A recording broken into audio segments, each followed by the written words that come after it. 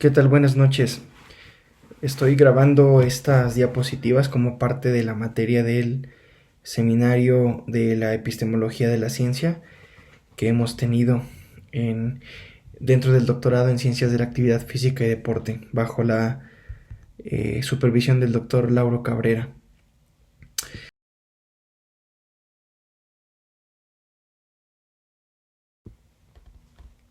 Empezaré diciendo que el hombre siente una inclinación nata por preguntarse sobre sus orígenes. Y obviamente como profesionistas todos tenemos la necesidad de explicar la procedencia de nuestra profesión y de lo que nosotros creemos y pensamos.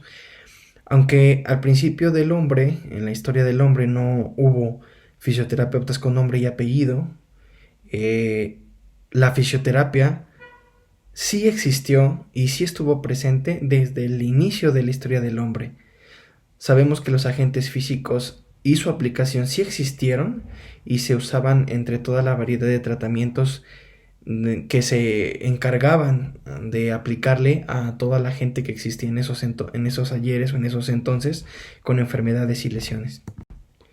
¿Qué es la fisioterapia? Empezaré diciendo que la fisioterapia proviene de la unión de dos voces griegas. La primera, physis, que significa naturaleza, y terapeia, que significa tratamiento. Así que la fisioterapia es tratamiento por naturaleza. Etimológicamente podríamos definir a la fisioterapia también como una disciplina en constante evolución, en constante avance, y que conforme los tiempos avanzan, también esta disciplina lo hace utilizando todos los métodos y teorías que sustentan esta práctica. Un poquito de la historia de la fisioterapia, podríamos decir que ya desde el 1500 antes de la era común, hay referencias que indican que en la antigua Mesopotamia, Egipto y China se usaban agentes físicos como bienes terapéuticos y que se aplicaban ya para conseguir bienestar. No podemos dejar atrás a nuestros antepasados, los aztecas, los mayas. Estos desarrollaron técnicas de baños de vapor. Vieron que el agua caliente producía muchos beneficios al cuerpo, así que ellos ocuparon el agua caliente, los baños de contraste, el agua, sobre todo para mejorar. Hipócrates también, uno de los grandes impulsores de la terapéutica física, ocupó muchísimo el tema de la naturaleza. De hecho, él ocupó un término que se llamó vis naturalis medicatrix, que obviamente fue el uso de la ciencia, el uso de la naturaleza con fines prácticos o benéficos para el cuerpo humano. También desarrolló conceptos muy importantes que nosotros usamos como la kinesiología o la masoterapia, que es el masaje.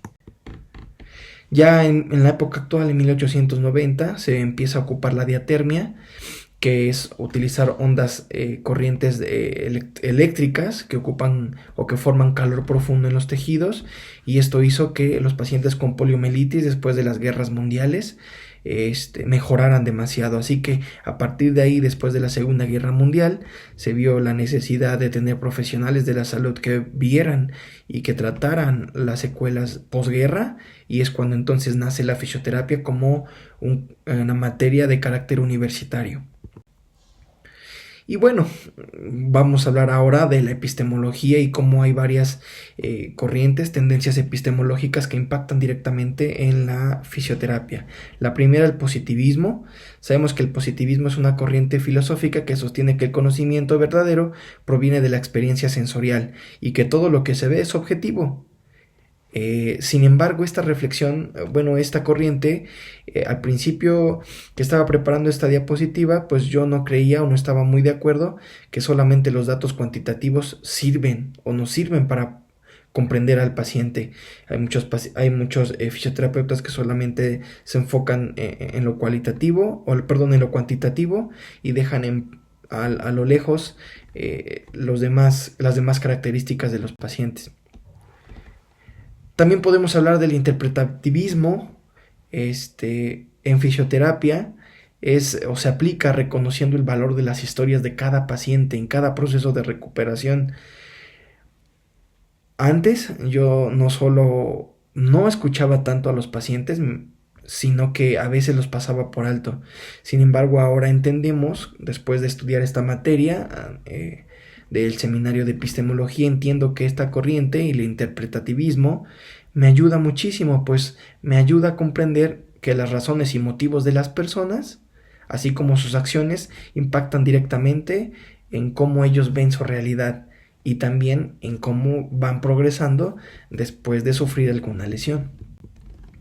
El constructivismo también me ayuda en fisioterapia a involucrar a los pacientes en la elección de sus ejercicios.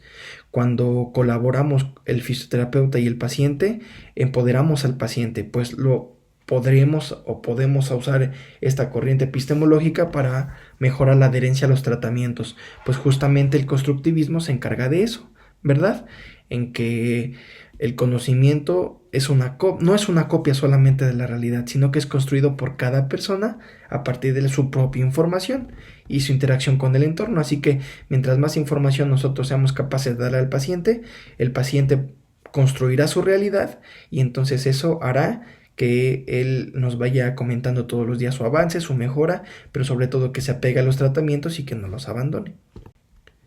El pragmatismo también me ha ayudado, pues sabemos que las ciencias avanzan rápidamente, así que es importantísimo no solamente dar prioridad a lo práctico y útil, sino también ver cómo esto impacta en lo social, ¿verdad?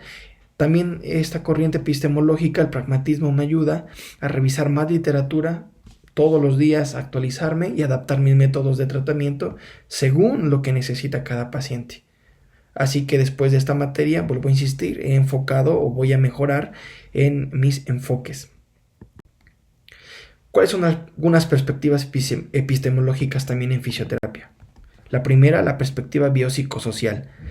La perspectiva biopsicosocial ha transformado mi forma de ver la fisioterapia. Este enfoque ahora me lleva a considerar no solamente la lesión física, que es la que a veces o por la cual nos vienen a ver, sino también factores emocionales y sociales que pueden influir en el bienestar del paciente. Este enfoque integral también ha sido enriquecedor para mí, pues me ha enseñado la importancia de ver al paciente como un todo, no solamente como datos cuantitativos como lo expliqué al principio, sino también como un ser biopsicosocial y que el ser humano es un todo.